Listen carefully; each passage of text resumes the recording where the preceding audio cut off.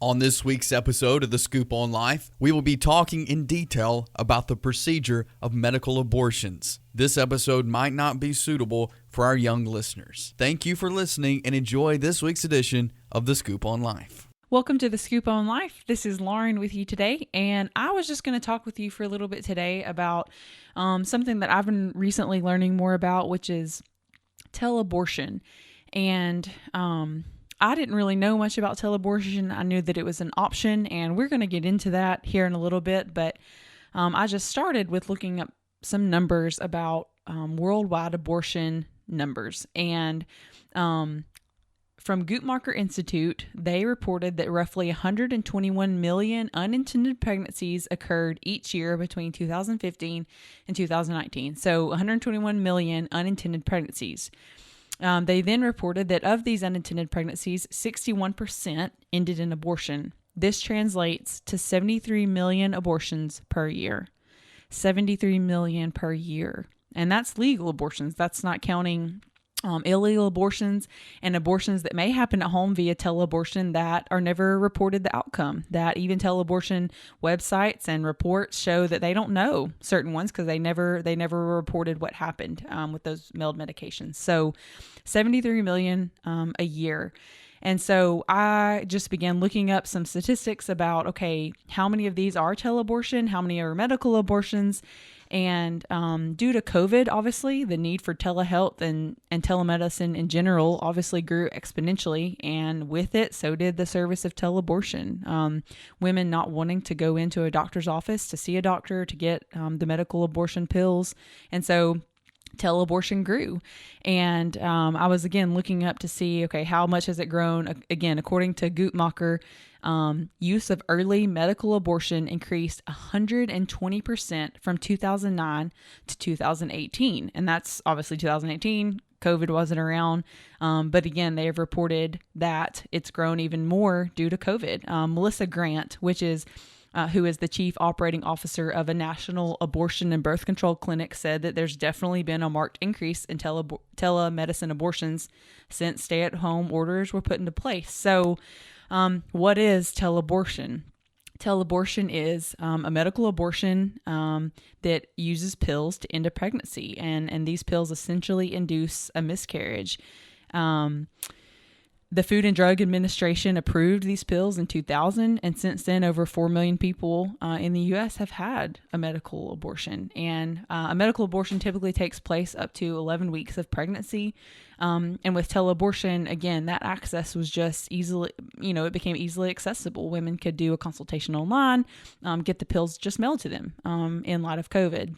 However, on January 12th of 2021, so not but a few weeks ago, the Supreme Court ruled that women must receive the abortion pill regimen in person at an abortion facility, and then, quote, putting an end to dangerous mail order abortions known as RU 486. However, there is one study, and you can find this information on telabortion.org that I guess coined as a study is still active. And even on the top of their website, it says teleabortion is currently active. Recent changes in national telemedicine abortion policy do not affect our ability to enroll and send medications by mail. And so on liveaction.org, I was reading an article that they had posted, and it said that basically the FDA determined that based on its experience and scientific expertise, that in order to safely distribute these abortion pills, that they needed to be in a clinic, and it didn't deprive women of the, quote, ability to make a decision to have an abortion, which was what some people were arguing in the Supreme Court ruling, that it was going to deprive women of the ability to make that decision. And the FDA said it's not going to deprive them. It's just safer, quote, safer if they have it at a medical clinic. And so under the frequently asked questions page of telabortion.org, one of the questions is it safe? And we know that they mean, is it safe for the woman trying to obtain the medical abortion? We know obviously it's not safe for the baby that's growing in her uterus. And The Telabortion's website says that a medical abortion of that kind is 95% effective, with 5% of patients needing to have a uterine aspiration, which is a surgical abortion, because of a continuing pregnancy, incomplete abortion, or persistent bleeding. So saying you may have to end up having a surgical abortion anyway, and they say that's about 5% of patients. But according to the British Medical Journal, around 10% of women in that study reported experiencing symptoms in which they had to seek medical care, whether that was a blood transfusion, surgical intervention, or antibiotics. And that study was in 2012, so it's a little older. And then according to NCBI, their website, a third of emergency room patients that were there from abortion complications were admitted for major incidents, but it doesn't list what those are. And so, again, on the frequently asked questions page of the Telabortion website, one of them is, how does an at-home medical abortion work? And so this is how a woman seeking to obtain an abortion from home without seeing a doctor, according to telabortion.org, how this would go. And it says, you will have a video evaluation with the study abortion provider over the internet. So basically a Zoom meeting. You will electronically sign a consent form for the study. If you are eligible for teleabortion, the study provider will send you a package containing the necessary medications and an instruction sheet by mail. When you receive the medications, you will take them according to the instructions provided. After you take the pills, you may have some additional tests as directed by the abortion provider to verify that the abortion is complete. You will have another consultation with a study provider to review the results. If you need further treatment, the study provider will help you obtain it.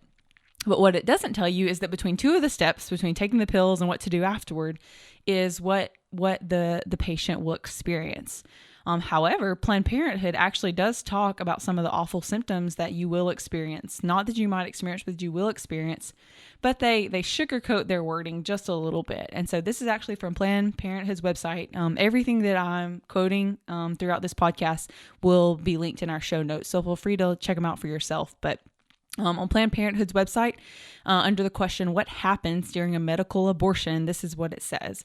It says the abortion pill process has several steps and includes 2 different medications. First, you will take the first pill. This medicine stops the pregnancy from growing. Some people feel nauseous or start bleeding after taking this first pill, but it's not common. Your doctor or nurse may also give you antibiotics to prevent infection. Then you will take the second medicine. You'll either take it right away or up to 48 hours after you take the first pill. Your doctor or nurse will let you know how and when to take it. This medicine causes cramping and bleeding to empty your uterus. For most people, the cramping and bleeding usually starts 1 to 4 hours after taking the second pill. It's normal to see large blood clots up to the size of a lemon or clumps of tissue when this is happening. It's kind of like having a really heavy, crampy period, and the process is very similar to an early miscarriage. The cramping and bleeding can last for several hours. Most people finish passing the pregnancy tissue, also known as the baby, which is interesting that they call it pregnancy tissue. And that's a whole nother podcast, honestly. But even studies done by Princeton and other respected studies like that have shown that fertilization is when that at conception is when human life begins. And again, I'll link that as well. But Planned Parenthood says most people finish passing the pregnancy tissue in 4 to 5 hours, but it may take longer. And if you haven't seen Unplanned, I encourage you to see it. But in that is the story of Abby Johnson, who, a former director of Planned Parenthood, chose to take a medical abortion or have the medical abortion performed at home. And she took the pills, and she would very explicitly tell you that pregnancy tissue is not what passed, that it was very clearly her unborn child. The cramping and bleeding slows down after the pregnancy tissue comes out. You may have cramping on and off for 1 or 2 more days. It goes on to say you can take ibuprofen, don't take aspirin because you'll bleed more. And then it says, there's a question that says, how does a medical abortion feel? Planned Parenthood again says, for most people, medical abortion feels like having an early miscarriage. You might have lots of cramping and aches in your stomach, very heavy bleeding with large clots, upset stomach and vomiting, diarrhea, dizziness, tiredness, mild fever. And if you actually just look up, you can just Google the side effects of the first 2 or the 2 pills involved in taking abortion, and combined, there's probably 80 side effects, which include things like uterus rupture and abnormal liver and gallbladder functions, reflux, increased blood level of enzymes and high blood pressure, low blood pressure, irregular heartbeat, just all kinds of side effects. And so there's a lot of things that these women are having to take in consideration that honestly Planned Parenthood and Telabortion.org are just making it sound like it's very simple, not many side effects, just a few days at home and you'll be good. But what they don't mention is they don't tell these women what to expect when the abortion isn't complete. But NCBI, their website, does, and it says incomplete abortions are most commonly treated expectantly with frequent obstetrics follow-up and serial beta HCG levels.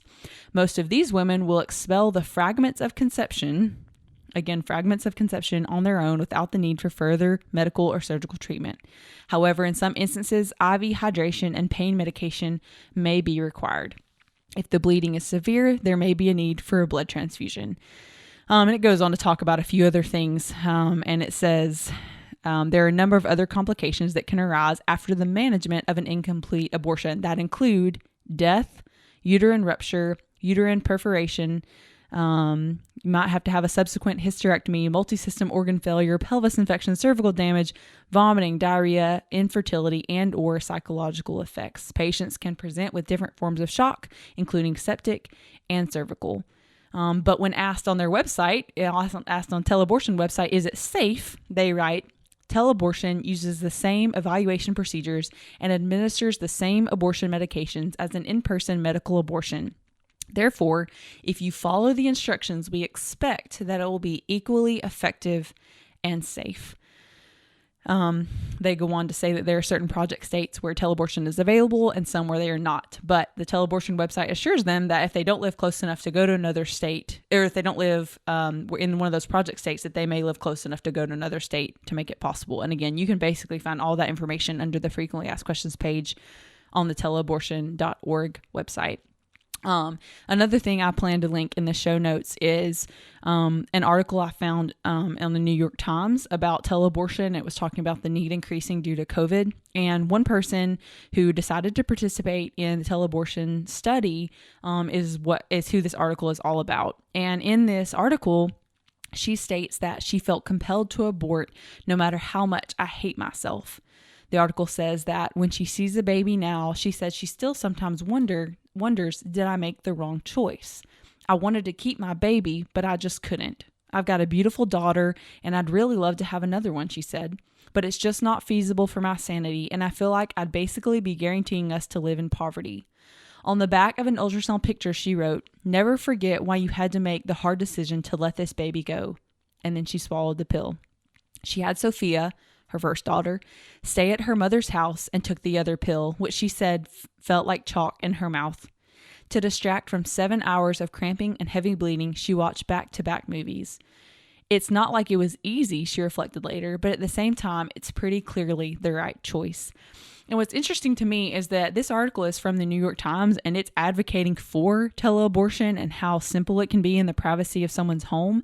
And yet I feel like you can hear the mother's heartbreak and sadness in making this choice, even talking about how she was writing on the back of an ultrasound picture to remind her that why she was doing this and that she wanted to keep her baby, but she felt like it was guaranteeing poverty, like the struggle that went into making this decision. And so I wanted to talk about this on the Scoop on Life because I personally just had no idea, honestly, that this was going on. I knew that, male abortions had become more popular due to COVID, but it wasn't until I really saw the Supreme Court's ruling and yet how this teleabortion.org was still being able to operate that I was really curious about how it works, what the process is. And then obviously hearing from this one woman in this New York Times article, hearing her struggle, that I just began reading and researching a lot. And as I've been doing this, just honestly, I was really struggling what to do with all of the information I found. It's troubling to me to know that these women who are hurting and struggling with such a huge decision can make that abortion choice without ever leaving their home, that they can just talk to a medical provider over a Zoom call and get these pills sent to them in the mail in the privacy of their home. And that's hard. It's hard to think about that. Again, as this woman states, it was such a difficult decision and she doesn't have anyone really that she was leaning on and seeking help and hope from. And so I was just, thinking, what do we do? Like as Christians, what do we do with that? And it's heavy, obviously.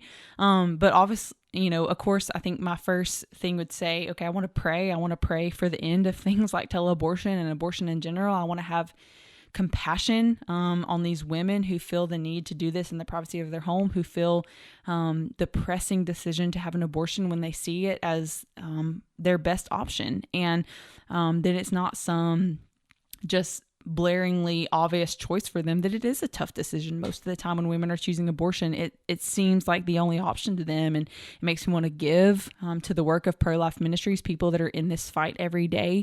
And there's actually an abortion pill reversal option for those who take the first dose of the medicine, who then might change their mind. And you can look that up by just searching abortion pill reversal. And Heartbeat International, which we've talked about before on the podcast, actually has a ministry in this area as well. And you can give to that work. You can give to the work that they're doing. You can just go to heartbeatinternational.org and look under the part where it says our work, and you can see the Abortion Pill Rescue Network. And on there, you can see the statistics of chemical abortions increasing.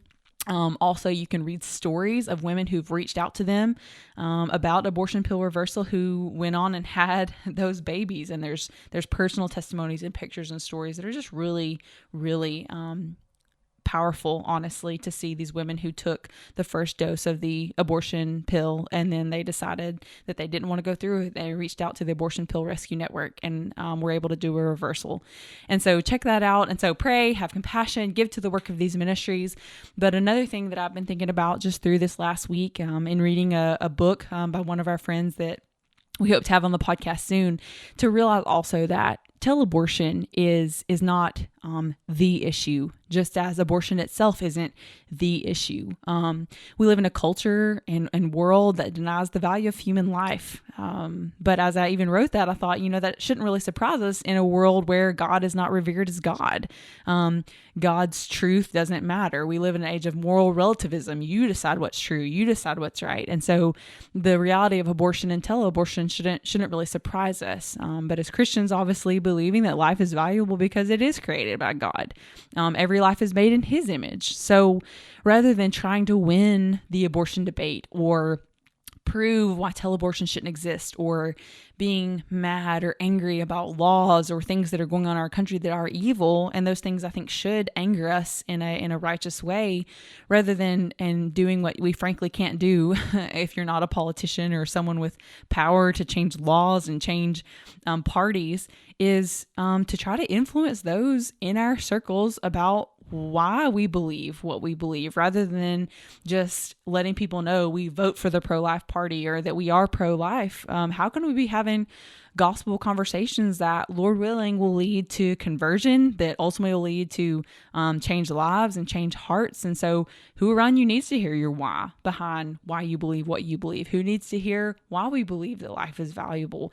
Again, we live in such an age of moral relativism that a lot of people are just deciding for themselves, like, oh, well, I think it's just tissue, or maybe it is a baby, but if it's the woman's body, then she gets to choose. Well, we don't want to just win the debate. We don't want to just get the laws changed. We obviously want those we influence to know the why. And as a Christian, it's stemming from a relationship with Christ. And so these are just some things that have been on my heart and mind. We hope to continue this discussion. I would encourage you as our listeners to, again, pray for the people that do have titles as politicians and people who get to make decisions for us, not only in our state and in our nation, as they make decisions, that pray that they would be God-honoring people who can help change laws and different things regarding abortion and evils that are going on in our country. But for you personally, to pray, have compassion for these women, let your compassion move you to give to the work of ministries that are serving these women.